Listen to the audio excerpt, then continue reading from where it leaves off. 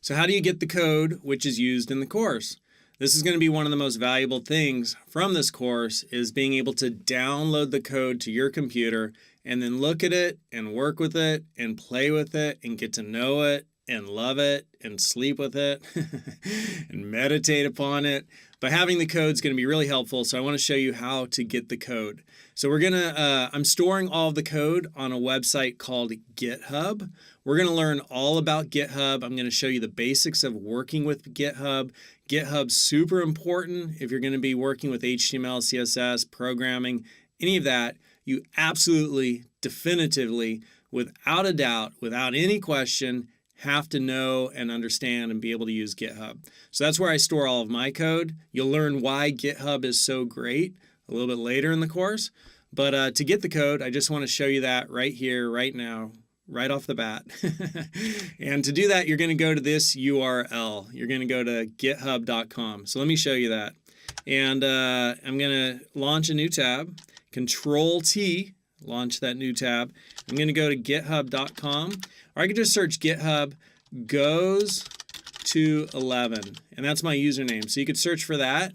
And you could come right here and click on goes to 11. Or I'm going to launch a new tab. I could do GitHub Todd McLeod, and that'll also bring it up right here. If you want to know why I chose the name goes to 11 for my GitHub account, you can go to YouTube and you could just, search for goes to 11. It's from an old movie in the 80s. It's kind of a funny scene. I don't know why I thought of that when I was creating my account name. All right, so you click on that and it's going to take you to my GitHub account. So this is what you should see. On GitHub, there are different repositories where I keep code for different projects, right? Like I'm going to have one repository for keeping the code in this course. So you need to go to that repository. So click on right here, repositories. And the code you are looking for, the repository you're looking for, is HTML, CSS, Bootcamp.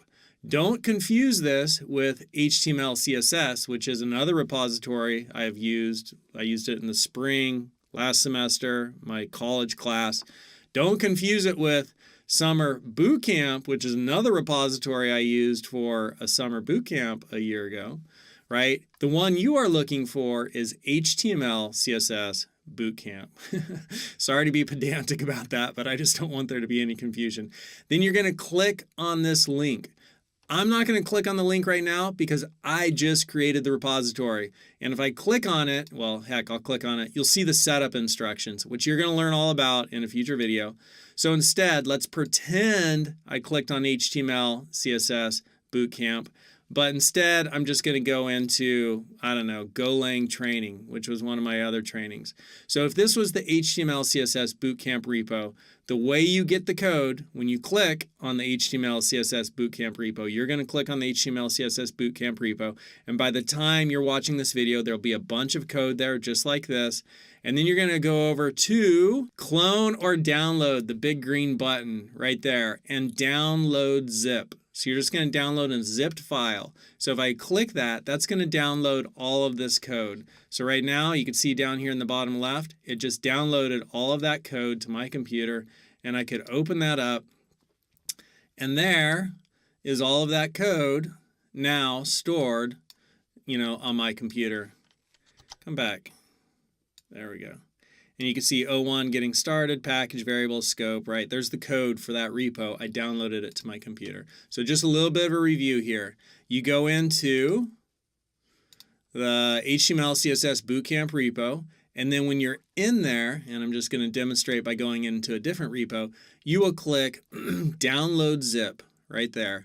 And it's going to download a zipped file of all the code to your computer. Super easy. You now have all of the code from this course to start working with.